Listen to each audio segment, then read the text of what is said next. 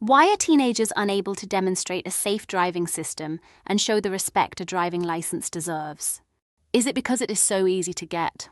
Teenagers are told what to do, when to go, when to stop. Teenagers are not taught to self-manage a standardized safe process for each road user interaction. Then they pass a so-called test that is not guaranteed to assess any performance-based outcome for any road user interaction. Is it any wonder teens do not attribute any intrinsic value to a driving license that was so easy to get? There is a solution available that was researched and developed over 7 years with a safe process for every road user interaction, delivered by Australia's highest trained driving coaches, delivered in a structured pedagogical curriculum, delivered as a graduated education system, delivery methodology tailored to each client's learning style, empowering Australia's most successful clients.